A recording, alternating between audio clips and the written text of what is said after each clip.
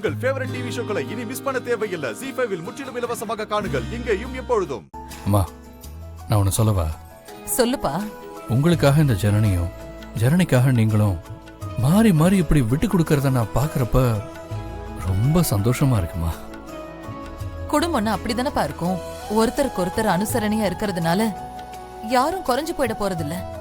ஜனனி என் மருமக மட்டும் இல்ல, என் மக.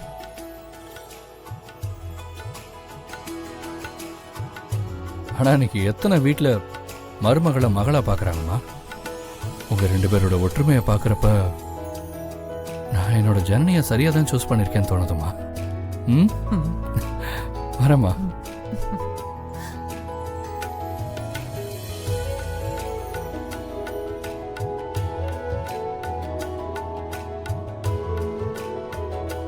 கடவுளே, இங்க என்ன நடக்குது? ஏன் இந்த மாதிரி ஒரு இக்கட்டான சூழ்நிலையில தவிக்க விடுற? இவர் என்னை பத்தி நல்ல விதமா யோசிக்க ஆரம்பிச்சிட்டாரு. இது கண்டிப்பா சரியா இருக்காது. நான் இங்க இருந்து சீக்கிரமா கிளம்புறதுதான் சரியா இருக்கும்.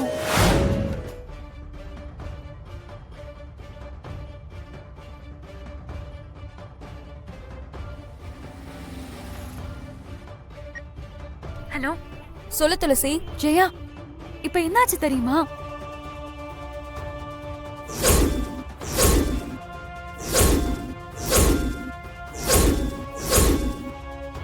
இப்ப அதனால என்ன துளசி? அதனால என்னவா? என்ன இப்படி கேக்குற நீ? உனக்கு நான் சொல்றது புரியுதா இல்லையா? அவர் என்கிட்ட பேசாம இருந்த வரைக்கும் எனக்கு எந்த பிரச்சனையும் இல்ல. ஆனா இப்ப அவரு நான் தான் காதலிச்சு கல்யாணம் பண்ணிக்கிட்ட பொண்ணுன்னு நம்பி என்கிட்ட பேச ஆரம்பிக்கிறாரு. எனக்கு ரொம்ப ரொம்ப பயமா இருக்கு ஜெயா. அடுத்த நிமிஷம் என்ன நடக்கும்னு ஒரே பதட்டத்துல இருக்கிற மாதிரியே இருக்கு. உண்மையா சொல்லணும்னா எனக்கு பைத்தியம் பிடிக்கிற மாதிரி இருக்கு. துளசி, நீ தேவையில்லாம ரொம்ப பயப்படுற. ஜெயா, நீ என் நிலைமை புரியாம பேசிட்டு இருக்க. அவர் என் மேல நம்பிக்கை வச்சு என்ன நெருங்கி வராரு. நான் அவருக்கு நம்பிக்கை துரோகம் பண்ணிட்டு இருக்கேன். இது தெரிஞ்சா என்ன நடக்கும்னு யோசிச்சு பாத்தியா? அவரோட அம்மா என்ன ரொம்ப நம்புறாங்க. என்னால அவங்கள நேருக்கு நேர் பார்த்து பேச கூட முடியல. குற்ற உணர்ச்சியா இருக்கு. நம்ம மேல ரொம்ப அன்பா இருக்கிறவங்கள ஏமாத்துறது பாவம் ஜெயா. துளசி, நீ சொல்றது எனக்கு புரியாம இல்ல. ஆனா நீ ஒண்ணு வேணும்னு பண்ணலையே. உன் நிலைமை தெரிஞ்சா அவங்களே நீ பண்ணது தப்பு இல்லைன்னு புரிஞ்சுப்பாங்க. உன் சூழ்நிலையும் சந்தர்ப்பம் தான் உன்னை அங்க கொண்டு போய் சேர்த்திருக்கு. அத பெரிய தப்பா நினைச்சு நீ அவனை கஷ்டப்படுத்திக்காத. நீ அங்க இருந்து குழம்பிக்காம உன்னோட நிலைமைய சொல்லி அவங்க கிட்ட மனசார மன்னிப்பு கேளு. அவங்க கண்டிப்பா மன்னிச்சிருவாங்க. நீ சொல்றத கேக்குறப்போ என் மனசுக்கு கொஞ்சம் நிம்மதியாதான் இருக்கு.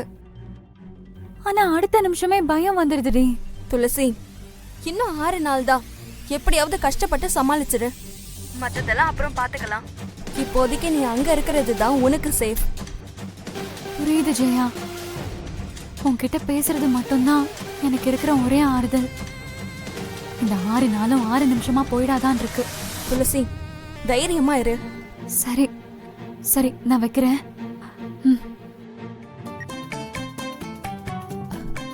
தம்பி, சிவா உங்களுக்கு ரொம்ப பழக்கமா? ஒரு நாள் தாமா மலேசியால பார்த்தோம். பேசணும், ஒரே ஊருன்னு தெரிஞ்ச உடனே 2 மணி நேரத்துக்கு மேல பேசிக்கிட்டே இருந்தோம். ஜனனியை இன்ட்ரோ பண்றேன்னு சொன்னாரு. ஆனா அதுக்கு நேரம் அமையல. அந்த ஒரு நாள் பழக்கம்தான். இப்ப ஊருக்கு வந்த சிவா ஊர்ல இருக்கிறதா சொன்னாங்க. அதான் பாத்துட்டு போலான்னு வந்தேன். அம்மா ஜனனி, மலேசியால நீங்க எங்க இருந்தீங்க? அது வந்து நீங்க சிவாவை எங்க மீட் பண்ணீங்க? நான் கோலாலம்பூர்ல. ஓ, நானும் அங்கதானே இருப்பேன். ஆமா, கோலாலம்பூர்ல எங்க? அவர் எங்க இருக்கிறதா சொன்னாரு? அவரு பினாங்ல இருக்கிறதா சொன்னாரு. அப்படின்னா நானும் அங்கதானே இருக்கணும். ஆமா, மலேசியால உங்களுக்கு ரொம்ப பிடிச்ச இடம் எதுங்க? சிவாவை தான் எனக்கு ரொம்ப பிடிக்கும். அதனால அவர் வீடுதான் எனக்கு ரொம்ப பிடிச்ச இடம். அவர் வீட்டுக்கு போனா அவ்வளவு நிம்மதியா இருக்கும். ஏங்க, நீங்க ப்ரொஃபஸரா? இல்ல இவ்ளோ கேள்வி கேட்டுக்கிட்டே இருக்கீங்க. சரி சிவா, அப்ப நான் கிளம்புறேன். ஓகே, பார்த்து போயிட்டு வாங்க. Thank you sir. தேங்க்யூ. அம்மா வரமா? வரேன் ஜனனி. நான் விட்டு வந்துடுறேம்மா. சரிடா. ஜனனி அம்மாடி அது இப்பெல்லாம் பொண்ணு பையனும் கல்யாணத்துக்கு முன்னாடி ஒரே வீட்ல தங்கி இருப்பாங்களே, அதுக்கு பேரு கூட என்னவோ. லிவிங் அதுதான் அதுதான் அதுதான். ஏமா ஜனனி, நீயும் என் புள்ளையும் லிவிங்லயா இருந்தீங்க? ஐயோ அம்மா, ஆஹா அதெல்லாம் இல்ல. அதுக்கு இல்ல, நீங்க தாலி கட்டிக்கிறதுக்கு முன்னாடியே எதுவும். ஐயோ என்னம்மா நீங்க? சிவா உங்க புள்ளமா, ரொம்ப நல்லவரு. நாங்க போய் எப்படிமா? என்னம்மா நீங்க போங்கம்மா.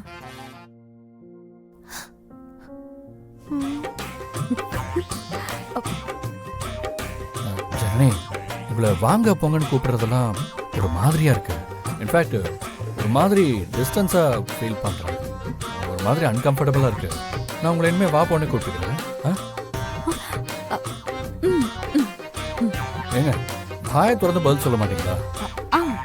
சரி. நைஸ். அப்புறம் ஜனனி,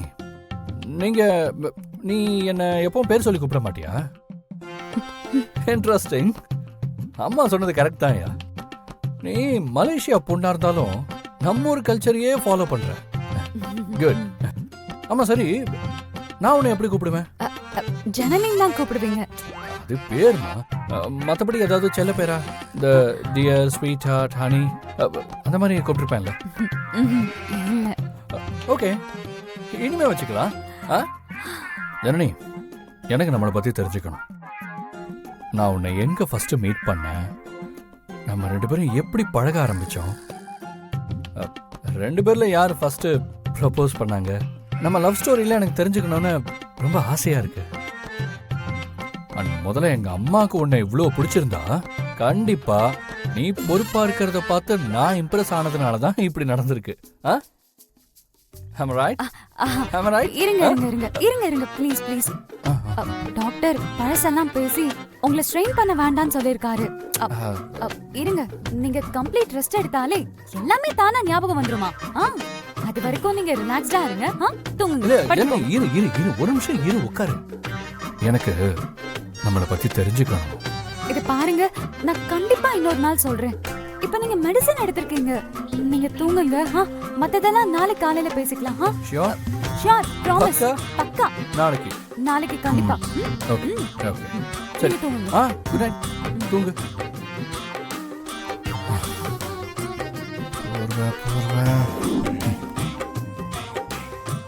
ஹலோ.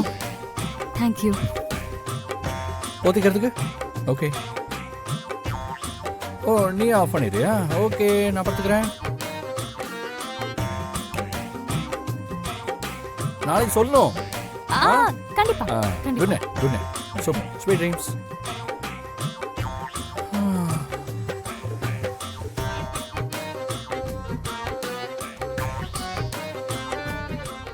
ஜீ5 ஆப்பை டவுன்லோட் செய்து அனைத்து எபிசோடுகளையும் இலவசமாக பாருங்க.